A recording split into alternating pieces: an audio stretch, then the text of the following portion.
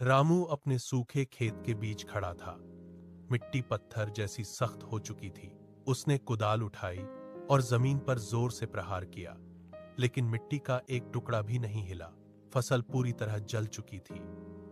रामू ने अपनी खाली जेबें झाड़ी और घर की ओर चल दिया। घर में चूल्हा बुझा हुआ था। अगले दिन सूरज निकलने से पहले रामू ने अपना झोला उठाया और पड़ोसी गांव की ओर निकल पड़ा। वहां उसने ईंटें ढोने का काम शुरू किया। हर शाम वह अपनी मजदूरी के सिक्के गिनता और एक पुराने लोहे के डिब्बे में डाल देता। महीनों तक उसने एक भी नया कपड़ा नहीं खरीदा। जब डिब्बा सिक्कों से भर गया तो वह वापस अपने गांव लौटा। उसने दिन रात जागकर खेत में कुआं खोदना शुरू किया। 10 दिन बाद पानी की एक पतली धार ऊपर उछली। पानी खेत की क्यारियों में दौड़ने लगा। जल्द ही वही खेत हरी मिट्टी पत्थर जैसी सख्त हो चुकी थी। उसने कुदाल उठाई और जमीन पर जोर से प्रहार किया, लेकिन मिट्टी का एक टुकड़ा भी नहीं हिला। फसल पूरी तरह जल चुकी थी।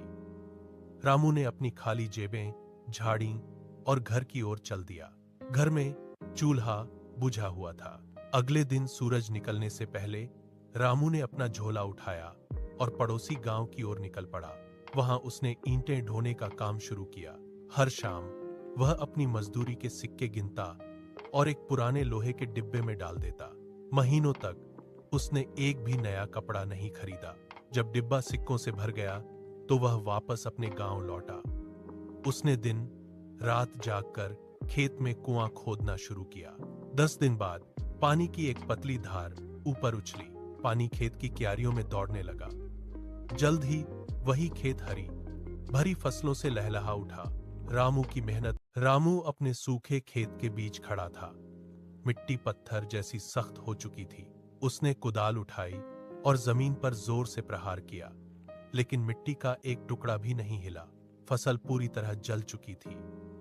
रामू ने अपनी खाली जेबें झाड़ी और घर की ओर चल दिया। घर में चूल्हा बुझा हुआ था। अगले दिन सूरज निकलने से पहले रामू ने अपना झोला उठाया और पड़ोसी गांव की ओर निकल पड़ा। वहां उसने ईंटें ढोने का काम शुरू किया। हर शाम वह अपनी मजदूरी के सिक्के गिनता और एक पुराने लोहे के डिब्बे में डाल देता।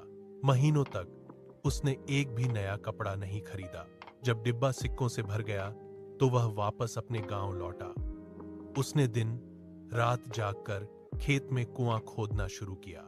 10 दिन बाद पानी की एक पतली धार ऊपर उछली। पानी खेत की क्यारियों में दौड़ने लगा। जल्द ही वही खेत हरी